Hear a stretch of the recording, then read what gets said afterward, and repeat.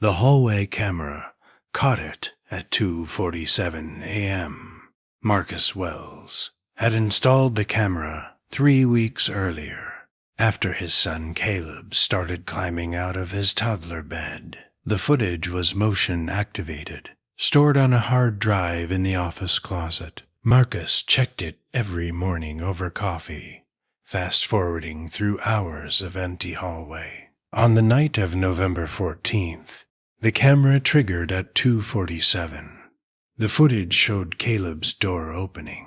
A small figure in gray pajamas stepped into the hallway, eyes open, arms at his sides, walking with the rigid, mechanical gait of a child who was not awake. Caleb was sleepwalking. He had never done it before. He turned left, toward the stairs. The Rottweiler named Duke was already there. Duke had been sleeping in his usual spot at the top of the landing. 112 pounds of muscle and bone, lying across the top step like a barricade. When Caleb's door opened, Duke's head lifted. His ears rotated forward.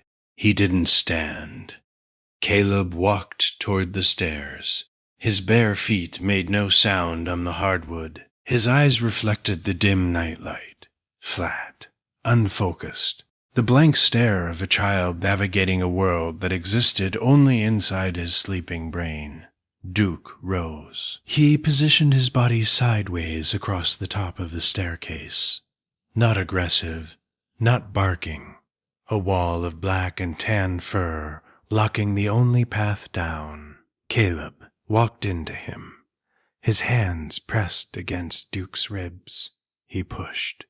Duke didn't move. Caleb pushed again, harder, his small fingers gripping the fur along Duke's shoulder. Duke shifted his weight lower, bracing. Marcus's wife, Janelle, had wanted Duke removed from the house. She was a child development specialist. She understood bite statistics. She had read the breed risk assessments when Duke had growled at Caleb's babysitter 6 months earlier. Janelle had made an appointment with a rehoming organization. Marcus had talked her out of it, barely.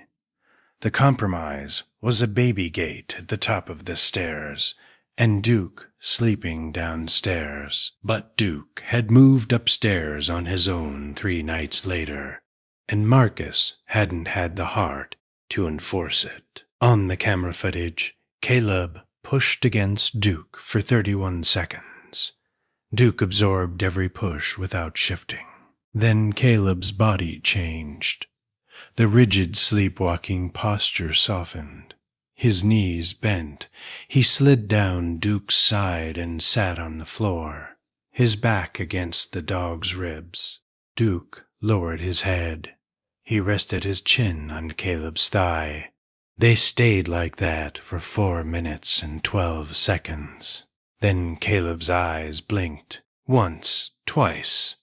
The flat stare broke. He looked around, confused, his hands finding Duke's fur. He didn't cry. He leaned into the dog and closed his eyes. Marcus found them at 6:15 a.m. Caleb was curled against Duke at the top of the stairs, sleeping normally. Duke's eyes were open. His head lifted when Marcus appeared, but he didn't move from under the boy. Marcus picked up Caleb and carried him back to bed. Then he went to the office and rewound the footage. He watched it 3 times. The 3rd time, he paused on the frame where Caleb's hands pressed against Duke's ribs, pushing toward the staircase. 14 steps. Hardwood. No carpet. No runner. He called the pediatrician that morning. The sleepwalking was confirmed as a parasomnia event, common in children between 2 and 4. The doctor said most episodes resolved without intervention, but the danger was navigational.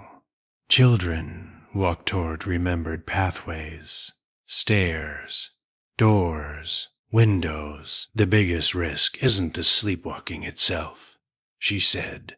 It's what they walk into. If this wasn't caught on camera, nobody would believe what that dog did. If you stay for stories about the ones who stand guard when no one's watching, subscribe. Marcus showed Janelle the footage that evening. She watched it twice without speaking. The second time, she paused on the same frame Marcus had, Caleb pushing against Duke the staircase behind them. She put her hand over her mouth. He was going down those stairs. Yes, Duke stopped him. Yes. Janelle looked at the dog lying on the living room rug, his chin on his paws, watching Caleb stack blocks by the coffee table. She deleted the rehoming organization's number from her phone. Has your dog ever done something at night that you didn't understand until you checked the camera? Tell us. These stories keep people's dogs in their homes. The pediatrician installed a door alarm on Caleb's room. Marcus kept the camera running. Over the next 2 weeks, Caleb sleepwalked twice more. Both times, the footage showed the same thing. Door opening, small figure stepping out, Duke already in position. Blocking the stairs, absorbing the push, waiting. Every guardian deserves to be trusted. Subscribe if you believe the ones who protect us deserve to stay. 6 months later, the sleepwalking stopped. Marcus left the camera up anyway. The footage showed the same thing every night. Duke at the top of the stairs, eyes open, ears forward, waiting for a door that might not open, but ready if it did. Marcus showed Janelle the footage one more time. 2 weeks later, after the pediatrician confirmed the sleepwalking diagnosis and prescribed the door alarm, they sat on the couch after the children were in bed, the laptop balanced on a pillow between them. Janelle watched the timestamp in the corner. 2 hours, 47 minutes, and 3 seconds a.m. Caleb's door opening, the small figure emerging, the flat, unfocused eyes of a child navigating a landscape that existed entirely inside his sleeping brain. She watched Duke rise from his position at the top of the stairs, not startled, deliberate, as if he had been waiting, as if the sound of that specific door at that specific hour triggered a protocol he had established without instruction. How many times has he done this? Janelle asked. Marcus checked the archive. The motion-activated camera had been running for 3 weeks.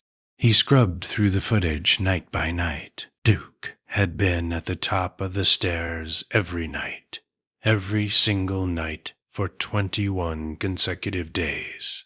He left his bed in the master bedroom between 11:30 p.m. and midnight, walked to the landing, and lay down across the top step. He stayed until dawn. Then he returned to the master bedroom before anyone woke up. 21 nights. Janelle had never known. Marcus had never known. The camera had captured all of it. The dog rising in the dark, padding to the staircase, positioning his body like a deadbolt across the only path to danger, and waiting for a door that opened twice, and for 18 nights when it didn't open at all. The pediatric neurologist explained that childhood parasomnias follow unpredictable patterns. A child may sleepwalk 3 times in a week, then not again for months. There is no reliable predictor for when an episode will occur. The standard intervention is environmental safety. Gates, Alarms, locked doors. Duke had been all three. Gait, alarm, lock. 112 pounds of muscle memory. Lying across the gap between a sleeping child and 14 hardwood steps every night, without being asked, without being trained, without anyone knowing. Janelle looked at the dog lying on the living room rug. His chin was on his paws, was turned toward the hallway, even now. 8 p.m. Both children awake, every light on. He was listening. She reached down and scratched behind his ear, the ear that faced the hallway, the one that never stopped tracking the sound of a door that might open. "I almost rehomed you," she whispered. Duke's tail moved once, slow, heavy. He had never stopped working, and she had never known until the camera caught what the dog had been doing in the dark for 21 nights, standing guard over a staircase for a child who might never walk toward it again, but might